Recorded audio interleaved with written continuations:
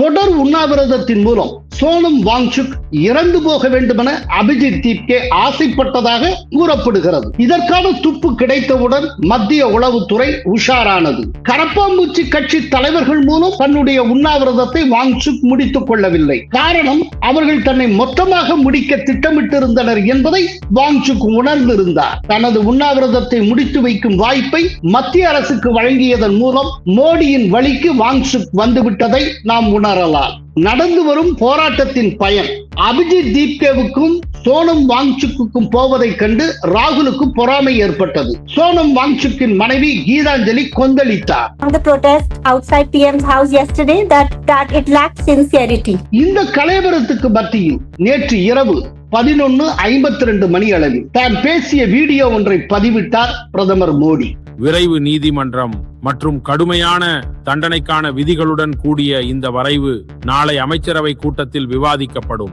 மே 3 லீக்கான NEET தேர்வை வைத்து இப்போது கரப்பாம்பூச்சிகள் போராட்டம் நடத்துவது ஏன்? ஆகஸ்ட் 15 செங்கோட்டையில் மூவர்ண கொடியேற்றி மோடி பேசுவதை தடுக்க சதி நடக்கிறது. கோலஹலாஸ் டிவி யூடியூப் சேனல், இது வாய்மையின் எக்காலம். வணக்கம் நண்பர்களே, ஒரு திடுக்கிடும் தகவல் கசிந்துள்ளது. சோனம் வாங்சுக்கை பகடைக்காயாக பயன்படுத்த அபிஜித் தீப்கே திட்டமிட்டது தெரிய வந்திருக்கிறது. தொடர் உண்ணாவிரதத்தின் மூலம் சோனம் வாங்சுக் இறந்து போக வேண்டுமென அபிஜித் தீப்கே ஆசைப்பட்டதாக கூறப்படுகிறது. வாங்சுக் தொடர் உண்ணாவிரதம் இருந்து அதனால் அவர் இறந்து போனார். அவர் இறப்புக்கு மோடியை பொறுப்பாக்கி மோடியை ராஜினாமா செய்ய கோரி இந்தியாவை ரணகளமாக்கவும் ஆகஸ்ட் 15 சுதந்திர தின கொண்டாட்டத்தை சிதைக்கவும் அபிஜித் தீப்கே திட்டமிட்டிருந்ததாக ஒரு தகவல் கசிந்திருக்கிறது. இதற்கான துப்பு கிடைத்தவுடன் மத்திய உளவுத்துறை உஷாரானது. அதற்கு பிறகுதான் உண்ணாவிரதம் இருந்த சோனம் வாங்சுக்கை வலுக்கட்டாயமாக அப்புறப்படுத்தி மருத்துவமனையில் சேர்த்தனர் போலீசார். மருத்துவமனையில் வைத்து தாங்கள் சேகரித்த சில ஆடியோக்களை வாங்சுக்கிடம் போட்டு காட்டியுள்ளனர் போலீசார்.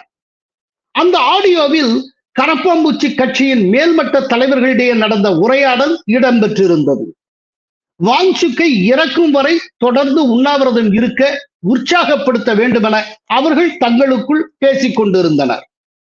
அந்த ஆடியோக்களை கேட்டு அதிர்ச்சி அடைந்த வாங்சுக் தன்னை சுற்றி எத்தகைய சதிவலை பின்னப்பட்டிருந்தது என்பதை உணர்ந்தார். அதற்கு பிறகுதான் மருத்துவமனையில் சிகிச்சை பெற அவர் சம்மதித்தார். தனது சம்மதத்தை எழுத்துப்பூர்வமாக மருத்துவமனை நிர்வாகத்துக்கு வழங்கினார்.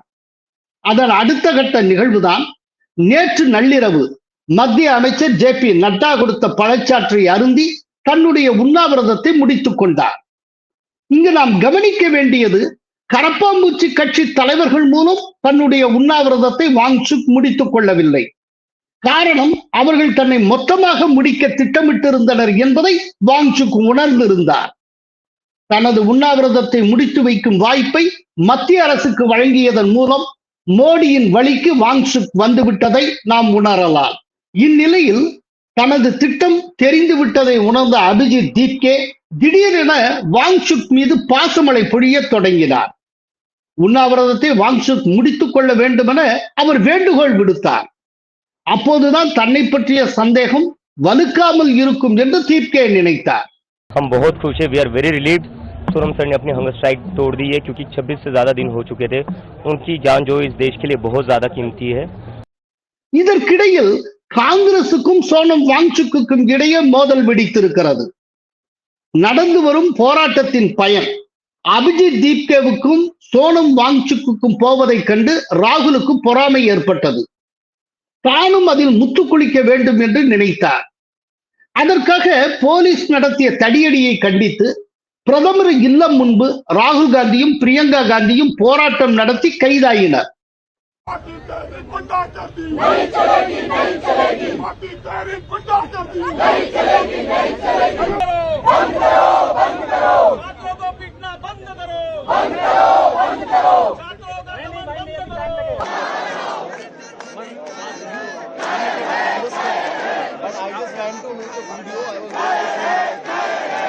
மீடியாக்களின் கேமராக்கள் தீப்கேயும் வாங்சுக்கையும் விட்டு விலகி ராகுலை மையம் கொண்டது. இது கரப்பாம்பூச்சி கட்சியினர் மத்தியில் கடும் அதிருப்தியை உருவாக்கியது. சோனம் வாங்சுக்கின் மனைவி கீதாஞ்சலி கொந்தளித்தார். செய்தியாளர்களிடம் கீதாஞ்சலி என்ன பேசினார் என்பதை பார்ப்போம். பிரதமர் இல்லத்துக்கு அருகே காங்கிரஸ் நடத்திய போராட்டம் நேர்மையற்றது. அதற்கு பதிலாக ஜந்தர் மந்தரில் எங்களுடன் இணைந்து போராட்டம் நடத்தி இருக்க வேண்டும். And as was evident from the protest outside PM's house yesterday, that everybody knows that it lacked sincerity. You know, it would have been more sincere if it had been done by joining hands at Jantar Mantar. அரசியல்வாதிகள் இப்போது வாங்சுக் பெயரை கெடுக்கின்றனர். பொதுமக்களை ஏமாற்ற முடியாது. இது விழித்தெழுந்த India. நேர்மையற்றவர்கள் இளைஞர்களால் தூக்கி எறியப்படுவார்கள். எங்களை பொறுத்தவரை எதிர்கட்சியும் இல்லை, அரசும் இல்லை. சொந்த நோக்கங்களுடன் இங்கே வருபவர்கள் புறக்கணிக்கப்படுவார்கள். ஏனெனில் இந்த இயக்கம் நேர்மை மற்றும் தூய்மையிலிருந்து பிறந்தது. கரப்பாம்பூச்சி ஜனதா கட்சிக்கு எந்த அரசியல் தலைவர்களுடனும் தொடர்பு கிடையாது என்று கீதாஞ்சலி கூறினார். Public cannot be fooled anymore, Rajdeep. This is an awakened India. Every political leader, they have to be sincere, and otherwise they will be thrown out. இந்த கலவரத்துக்கு மத்தியில் நேற்று இரவு 11:52 மணி அளவில் தான் பேசிய வீடியோ ஒன்றை பதிவிட்டார் பிரதமர் மோடி. அதில் பிரதமர் மோடி என்ன கூறியிருந்தார் என்பதை பார்ப்போம். வினாத்தாள் கசிவு என்பது சாதாரண விஷயம் அல்ல என்பது எனக்கு தெரியும். அது லட்சக்கணக்கான மாணவர்களுக்கும் அவர்களின் குடும்பங்களுக்கும் மிகுந்த வலியை ஏற்படுத்தி உள்ளது. மத்திய அமைச்சரவை கூட்டத்தில் வினாத்தாள் கசிவு சம்பவங்கள் குறித்து விவாதிக்கப்பட்டு அமைச்சர்களின் கருத்துகள் பெறப்படும். அதன் பின்னர் அடுத்த கட்ட நடவடிக்கைகள் இறுதி செய்யப்படும். வினாத்தாள் கசிவுக்கு எதிராக கடுமையான நடவடிக்கைகள் கொண்ட சட்ட மசோதா நாடாளுமன்றத்தில் திங்கட்கிழமை தாக்கல் செய்யப்படும். அந்த மசோதாவை விரைந்து நிறைவேற்ற மத்திய அரசு முயற்சி செய்யும் என்று பிரதமர் கூறியிருக்கிறார். सोमवार से संसद का दूसरा सप्ताह शुरू हो रहा है, तब जल्द से जल्द उस बिल को सदन में पारित कराने का प्रयास किया जाएगा. பிரதமரின் வீடியோவுக்கு எதிர்வினையாற்றிய அபிஜித் தீப்கே தர்மேந்திர பிரதான் ராஜினாமா செய்தாக வேண்டும் என்று பதிவிட்டிருக்கிறார். तो यहाँ पर जो कॉकरोच जनता पार्टी का प्रोटेस्ट है जंतर मंतर पर, वो तब तक पीछे नहीं हटेगा जब तक धर्मेंद्र प्रधान इस्तीफा नहीं देते. Only one solution to this: Dharmendra Pradhan must resign. எல்லோரும் தர்மேந்திர பிரதானை குறிவைக்கின்றனர். என்றாலும் இதுவரை தர்மேந்திர பிரதானை ராஜினாமா செய்ய சொல்லாதது ஏன்? அதற்கு பல காரணங்கள் இருக்கின்றன. காரணம் நம்பர் 1, அவர் வெறும் கல்வி அமைச்சர் மட்டுமல்ல, அதை தாண்டி ஒரு மிகப்பெரிய அரசியல்வாதி, தலை சிறந்த ஸ்ட்ராட்டஜிஸ்ட். ஒடிஷா, பீகார், ஹரியானா, உத்தரப்பிரதேஷ் இந்த மூன்றிலும் பிரமாதமாக களமாடியவர். யாருமே நினைத்து பார்த்திராத கிழக்கிந்தியாவில் ஒடிஷாவில் பிஜேபியை ஆட்சியை பிடிப்பதற்கு வேறாகவும் விழுதாகவும் இருந்தவர் இந்த தர்மேந்திர பிரதான். பீகார்ல இந்த தடவை இவ்வளவு பெரிய வெற்றியை அடைந்தார்களே, அந்த வெற்றிக்கு பின்னால் ஒரு சூத்திரதாரியாக இருந்தவர் தர்மேந்திர பிரதான். வர்ற யூபி தேர்தல்ல அவரைத்தான் அந்த இடத்துல, அதாவது யூபியில இன்சார்ஜா போடணும்னு நினைச்சிட்டு இருக்காங்க. ஸோ தர்மேந்திர பிரதான் ஒரு மாஸ்டர் ஸ்ட்ராட்டஜிஸ்ட். அவரை யாரோ ஒருத்தங்க என்னமோ டிமாண்ட் பண்றாங்க அப்படிங்கிறதுக்காக அவ்வளவு சீக்கிரமா விட்டு கொடுத்துட முடியாது. அதனால தர்மேந்திர பிரதான ராஜினாமா செய்ய சொல்லவில்லை. 2வது, தர்மேந்திர பிரதான் எப்போதுமே கொண்ட கொள்கையில, செல்லும் பாதையில ரொம்ப தெளிவாகவும் ஸ்டடியாகவும் அதே நேரத்தில் உறுதியாகவும் இருக்கக்கூடியவர். இன்னைக்கு அவருடைய லீடர்ஷிப்ல தான் தேசிய கல்விக் கொள்கை NEP, நேஷனல் எஜுகேஷன் பாலிசி, ரொம்ப வேகமாக அமல்படுத்தப்பட்டு வருகிறது. இந்த கரப்பாம்பூச்சிகளுக்கு எல்லாம் என்னன்னா, இந்த NEP தேசம் முழுக்க அமல் செய்யப்பட்டு விடுமோ அப்படிங்கிற ஒரு அச்சம் இருக்கிறது. ஏன்னா இந்த NEP சாரம் என்னன்னா, இந்தியாவை இந்தியா முழுமையாக உணர வேண்டும் அப்படிங்கிறது. இதுவரைக்கும் இந்தியாவுடைய பெருமையை மறைத்து வந்தவர்கள் நம்மை அடிமை செய்தவர்கள் நமக்கு என்ன சொல்லி தந்து விட்டு சென்றார்களோ அதை கேரி அவுட் பண்றதா தான் எஜுகேஷன் சிஸ்டம் இருந்தது. ஆனால் பாரதத்தின் பெருமையை பாரதத்தில் இருக்கிறவர்கள் உணரக்கூடியதாக இப்ப வந்திருக்கிற நேஷனல் எஜுகேஷன் பாலிசி மாற்றுகிறது. அதை ரொம்ப தீவிரமாக செயல்படுத்தி வருகிற தர்மேந்திர பிரதான். அதனால தர்மேந்திர பிரதான இப்பவே நீக்கிறணும், அவர் இருக்கக்கூடாது என்று தேச விரோத சக்திகள் ஆசைப்படுகின்றன. அதாவது இந்த தேசத்தின் மனநிலையை மாற்றணும்னா தலைமுறையின் எண்ணத்தை மாற்ற வேண்டும்.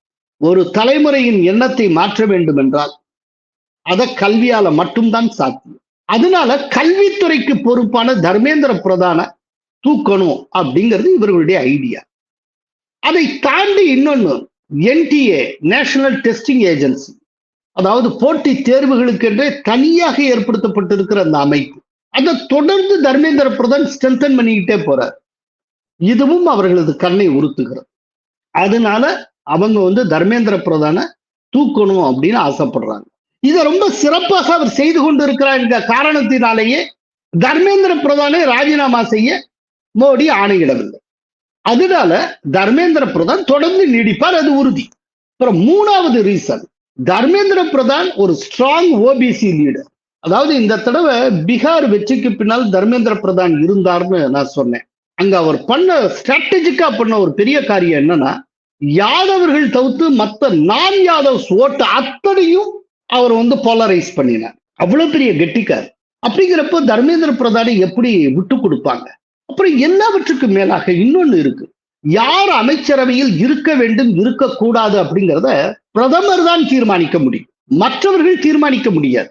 தன்னுடைய அமைச்சரவையில் யார் இருக்கணும் அப்படிங்கிறத தீர்மானிக்கிறதுங்கிறது பிரதமருக்கான அதிகாரம் உட்பட்டது. அது ப்ரெரோகேட்டிவ் ஆஃப் பிரைம் மினிஸ்டர், அப்படித்தான் கான்ஸ்டிடியூஷன் சொல்லுகிறது. அப்படிங்கிறப்போ மற்றவங்க டிக்டேட் பண்ணுவாங்க, இங்க உடனே யாரோ ஒருத்தர ராஜினாமா பண்ணுன்னு மோடி சொல்லுவாரா? அப்படி சொல்லுவதன் மூலம் மோசமான முன்னுதாரணத்தை ஏற்படுத்தி விடக் கூடாது என்பதில் மோடி உறுதியாக இருக்கிறார். எனவே தர்மேந்திர பிரதானை ராஜினாமா செய்ய சொல்லவில்லை. அதுக்கப்புறம் ரொம்ப ரொம்ப முக்கியமான காரணம், இந்த அமைச்சர்களை ராஜினாமா செய்ய சொல்றது அப்படிங்கிறது NDAவுக்கு எப்போதுமே வழக்கம் கிடையாது. அதுக்கு ஒரு பெஸ்ட் எக்ஸாம்பிள் ஒன்னு சொல்றேன். 2015 லலித் மோடி சுஷ்மா கான்ட்ராவர்சி ஒன்னு எரப்ட் ஆச்சு. அப்பதான் லலித் மோடி ஒரு பெரும் தவறு செஞ்சுட்டு இந்தியாவிலிருந்து தப்பிச்சு ஓடி, ஒரு பொருளாதார குற்றவாளியாக அவர் தப்பித்து ஓடி யுனைடெட் கிங்டம்ல, அதாவது பிரிட்டன்ல அடைக்கலமாகிறார். அவர் ஆல்ரெடி பிரிட்டன்லயே ஒரு குடியுரிமை வைத்திருக்கிறார். அதனால பிரிட்டன்ல போய் பதுங்கி விட்டார். இப்போ லலித் மோடியை பிடிக்கிறதுக்காக நம்ம இன்டர்போல் ரெட் அலர்ட் நோட்டீஸ் எல்லாம் கொடுக்கிறோம். இதற்கு நடுவுல லலித் மோடி பிரிட்டிஷ் அரசாங்கத்திடம் ஒரு விஷயமாக விண்ணப்பிக்கிறார். அவர் என்ன சொல்றாருன்னா, நான் அவசரமா போர்ச்சுகலுக்கு போகணும், போர்ச்சுகல் தலைநகர் லிஸ்பன்ல அங்க இருக்கிற ஒரு மருத்துவமனையில என்னுடைய மனைவி அனுமதிக்கப்பட்டிருக்கிறார். அவர் புற்றுநோய் முற்றிய நிலையில் இருக்கிறார், மரண தருவாயில் இருக்கிறார். மரண தருவாயில் இருக்கிற என் மனைவிக்கு நான் உதவி செய்ய வேண்டும், எனவே என்னை அனுமதிக்க வேண்டும்னு பிரிட்டன் அரசுக்கு அவர் கடிதம் எழுதுகிறார். அப்போ பிரிட்டன் அரசு இந்திய அரசை தொடர்பு கொள்ளுகிறது, அதாவது இந்திய வெளியுறவுத்துறை அமைச்சகத்தை தொடர்பு கொள்ளுகிறது. அவங்க கேட்கிறாங்க, இந்த லலித் மோடி தொடர்பா நீங்க இன்டர்போல் நோட்டீஸ் விட்டுருக்கீங்க, ரெட் அலர்ட் நோட்டீஸ் எல்லாம் வந்திருக்கு, ஆனா இந்த டைத்துல அவர் மனிதாபிமான அடிப்படையில ஒரு உதவி கேட்கிறார். என்னன்னா லிஸ்பனுக்கு போக, அதாவது பிரிட்டன்ல இருந்து லிஸ்பனுக்கு போக அனுமதி கேட்கிறார். நாங்கள் அவரை அனுமதிப்பது இந்திய பிரிட்டன் உறவுகளில் எந்த பாதிப்பையும் ஏற்படுத்தாமல் இருக்க வேண்டும், அதில் நாங்கள் கவனமாக இருக்கிறோம், ப்ளீஸ் அட்வைஸ் அப்படின்னு வெளியுறவுத்துறை அமைச்சகத்துக்கு பிரிட்டன் அரசாங்கத்திடமிருந்து கடிதம் வருகிறது.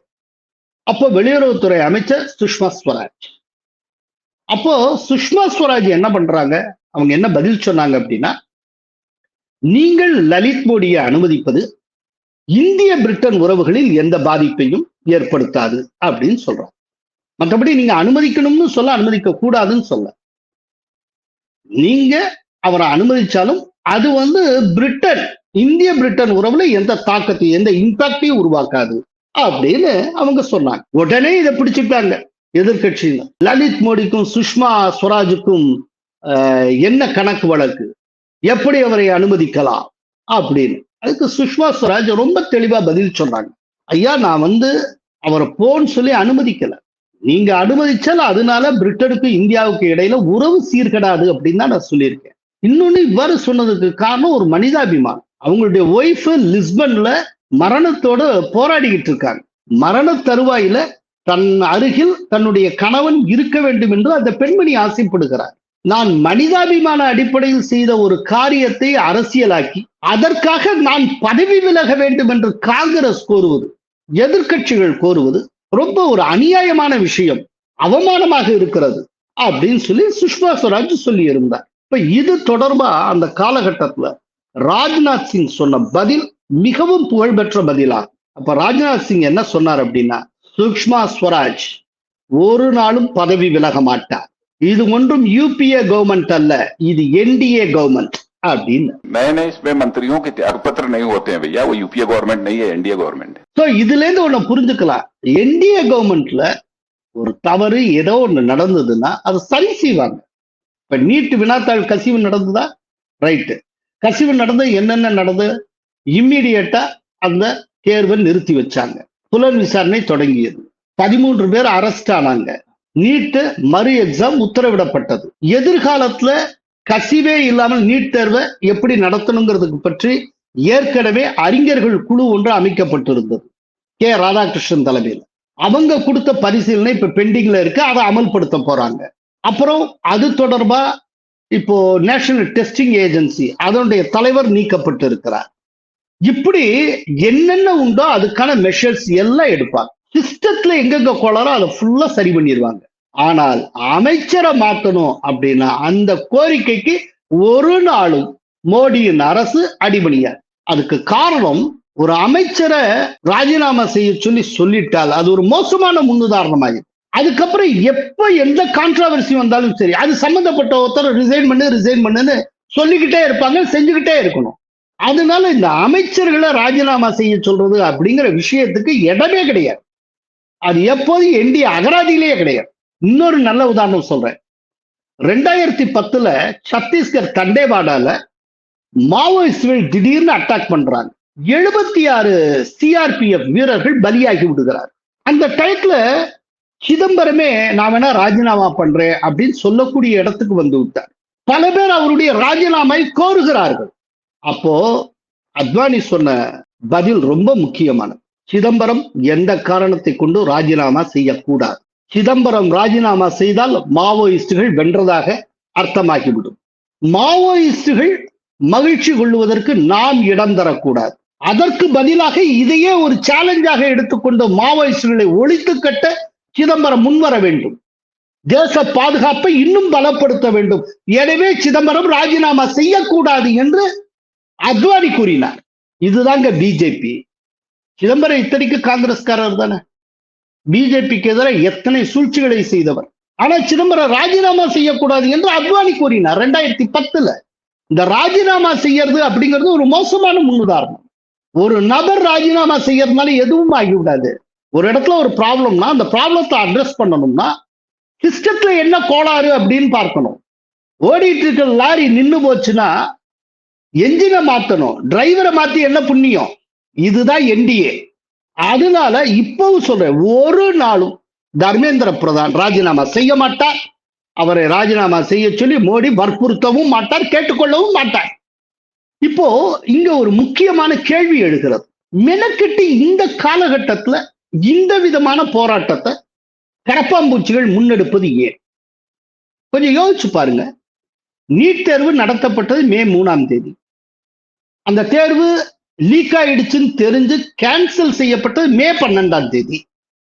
மறு தேர்வு நடந்தது ஜூன் 21ஆம் தேதி. மே 3ஆம் தேதி லீக் ஆன நீட் தேர்வை வைத்து இப்போது கரப்பாம்பூச்சிகள் போராட்டம் நடத்துவது ஏன்? அதாவது ரொம்ப முக்கியமான காரணம், மிக முக்கியமான அரசமைப்பு சாசன சட்ட திருத்த மசோதாக்களை மோடி அரசு தாக்கல் செய்ய இருக்கிறது. அதை நிறைவேற்றி விடும் போல தெரிகிறது. அந்த விதமான மசோதாக்களை நிறைவேற்ற தேவையான 2/3 பங்கை என்டிஏ நெருங்கி கொண்டிருக்கிறது. ஒரு கணக்கை பார்ப்போம். இப்ப பிஜேபிக்கு தனியா 240 எம்பிக்கள் இருக்காங்க. என்டிஏவுக்குன்னு பார்த்தா 293. திரிணாமுல் காங்கிரஸ்ல இருந்து பிரிஞ்சு வந்தவங்க ஒரு 20, உத்தவ் தாக்கரே கட்சியிலிருந்து பிரிந்து வந்தவர்கள் 6 பேர், சரத்பவார் கட்சியிலிருந்து 3 பேர். இவற்றையெல்லாம் சேர்த்தால் 322 இருக்கு.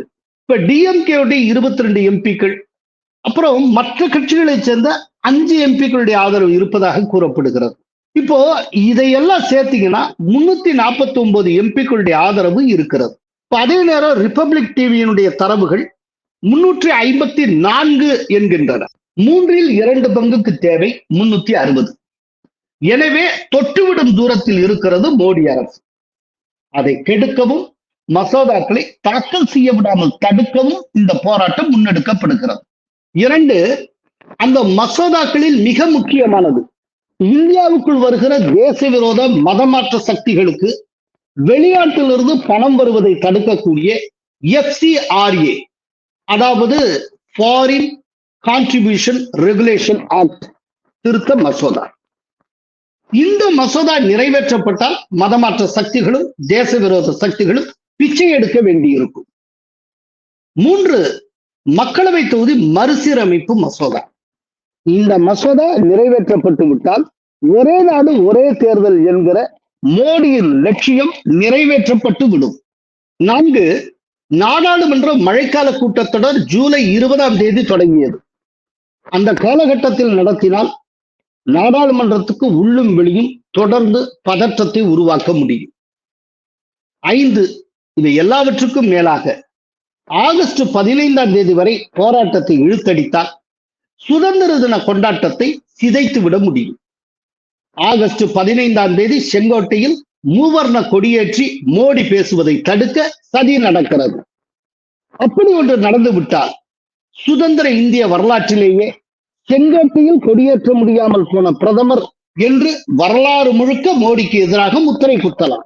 6, இந்திய அமெரிக்க வர்த்தக ஒப்பந்தம் இறுதி கட்டத்தை எட்டியிருக்கும் நிலையில் ஒரு பிரஷர் டாக்டிக்ஸாக இந்த போராட்டத்தை முன்னெடுப்பதன் மூலம் தனக்கு சாதகமான ஒப்பந்தமாக மாற்றலாம் என அமெரிக்கா நினைக்கிறது. இந்த விதமான காரணங்களுக்காகத்தான் மே மாதம் நடந்த விவகாரத்துக்கு ஜூலை மாதம் போராட்டம் நடத்தி கொண்டிருக்கின்றன கரப்பான் பூச்சிகள். இதற்கு மத்தியில் கரப்பாம்பூச்சி போராட்டத்தின் பின்புல சதி பற்றி என்னையே விசாரிக்க வேண்டும் என கோரும் மனுவை நேற்று 23ஆம் தேதி விசாரணைக்கு ஏற்றுக்கொண்டிருக்கிறது டெல்லி உயர்நீதிமன்றம். கரப்பாம்பூச்சி ஜனதா கட்சி சார்பில் கடந்த 20ஆம் தேதி நடத்தப்பட்ட போராட்டத்தில் வெளிநாட்டு அமைப்புகளுக்கு உள்ள தொடர்பு குறித்து தேசிய புலனாய்வு முகமை விசாரிக்க உத்தரவிடக் கோரி அகில பாரத இந்து மகாசபையில் முன்னாள் துணைத் தலைவர் சதீஷ்குமார் அகர்வால் டெல்லி உயர்நீதிமன்றத்தில் மனு தாக்கல் செய்திருந்தார். அந்த மனுவில் என்ன கூறப்பட்டிருந்தது என்பதை பார்ப்போம். நீட் தேர்வு வினாத்தாள் கசிவு குறித்த போராட்டமாக தொடங்கிய இது பல்வேறு அரசியல் தலைவர்களின் பங்கேற்புக்கு பிறகு அரசியல் போராட்டமாக மாற்றப்பட்டிருக்கிறது. ஜூலை 20ஆம் தேதி நடைபெற்ற பேரணியில் வன்முறை, பொது போக்குவரத்துக்கு தடை, பத்திரிகையாளர்கள் மீது தாக்குதல், பொது மற்றும் தனியார் சொத்துகளுக்கு சேதம், நாடாளுமன்ற பாதுகாப்பு வளையத்தை மீற முயற்சி, காவலர்களை தாக்கியது என பல்வேறு மோசமான சம்பவங்கள் நடந்துள்ளன. இந்த போராட்டத்தில் சமூக ஆர்வலர் சோனம் வாங்சுக் பங்கேற்றிருக்கிறார். வெளிநாட்டு அமைப்புகளுடன் அவருக்கு உள்ளதாக கூறப்படுகிற தொடர்புகள் குறித்து தகுந்த அதிகாரிகளால் விசாரணை நடத்தப்பட வேண்டும். இந்த போராட்டம் நாட்டின் ஸ்திரத்தன்மையை குலைக்கும் நோக்கத்துடன் தேச விரோத மற்றும் வெளிநாட்டு சக்திகளால் திட்டமிடப்பட்ட ஒரு சதியின் பகுதியாகவே தோன்றுகிறது. இந்த போராட்டத்தில் இந்தியாவுக்கு எதிரான நோக்கங்களை கொண்ட நபர்களும் குழுக்களும் பங்கேற்றுள்ளன. போராட்டம் சார்ந்த உண்மைகளை கண்டறியவும் சம்பவத்துக்கு காரணமான நபர்களை அடையாளம் காணவும் அவசியமாகிறது. போராட்டத்தின் பின்புல சதியை கண்டறிய NIA மூலம் விசாரணை நடத்தப்பட வேண்டும் என்று அந்த மனுவில் கோரப்பட்டுள்ளது. அந்த மனுவை டெல்லி உயர்நீதிமன்ற தலைமை நீதிபதி DK உபாத்யாயா மற்றும் நீதிபதி தேஜஸ் காரியா ஆகியோர் அடங்கிய அமர்வு முன்பு வழக்கறிஞர் வருண்குமார் சின்ஹா தாக்கல் செய்தார். இந்த மனுவை அவசர விசாரணைக்கு எடுத்துக் கொள்ளுமாறு அவர் கோரினார். இதை அடுத்து அந்த மனுவை இன்றே விசாரணைக்கு எடுத்துக் கொள்வதாக நீதிபதிகள் ஒப்புக்கொண்டனர். இதன் மூலம் அபிஜித் தீப்கே உள்ளிட்ட கரப்பாம்பூச்சிகள் நீதிமன்ற சட்ட வரம்புக்குள் கொண்டு வரப்பட்டுள்ளனர். இந்திய சட்டங்களின் பிடியிலிருந்து அவர்கள் தப்பிக்க முடியாது. நன்றி, வணக்கம். கோலஹலாஸ் டிவி யூடியூப் சேனல், இது வாய்மையின் எக்காலம்.